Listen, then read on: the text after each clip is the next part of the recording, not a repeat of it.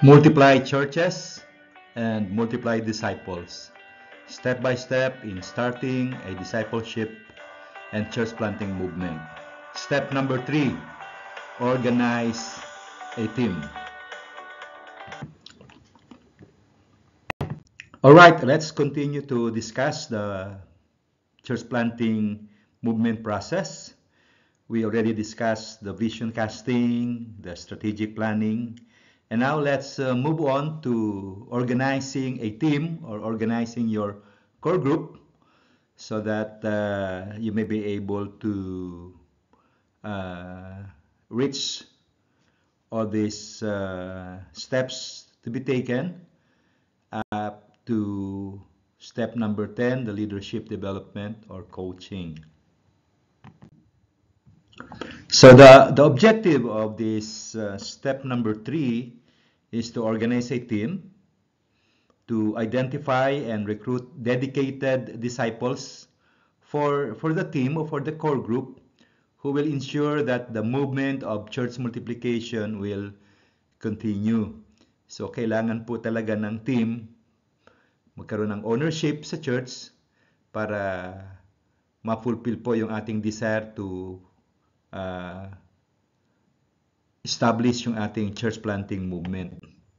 So, when we organize a team, we are recruiting a dedicated and effective team because this is crucial for the success of any church multiplication effort.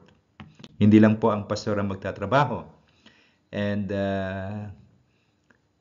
ang number one gagawin, so we need to pray because the workers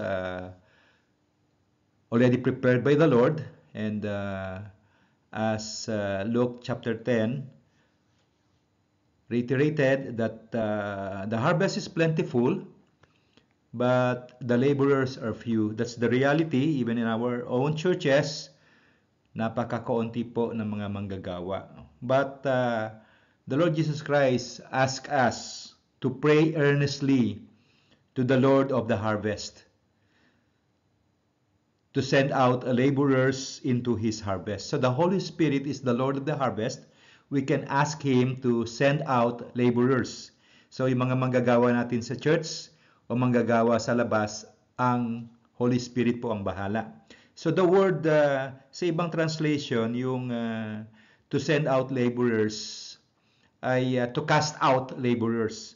The same word na ginamit doon sa pag-cast out ng evil spirits. So the Holy Spirit can cast out from their respective places to the harvest field ay mag-raise up ng mga manggagawa. Available po yung mga manggagawa pero we can see them as we continue to pray earnestly, and the Lord will be the one to provide workers. Ang workers po pwedeng manggaling sa church, pwede rin manggaling sa harvest.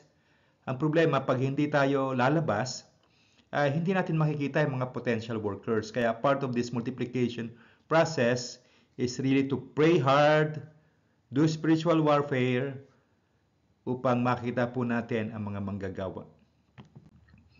At ito po mga members ng team na ating hahanapin ay they will be deployed later on sa bawat step dito na binanggit.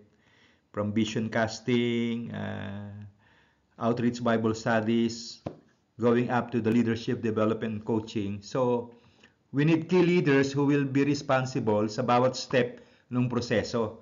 Maganda po kasi may mga naka-assign talaga dyan so that we could see and we are sure that every process will be done and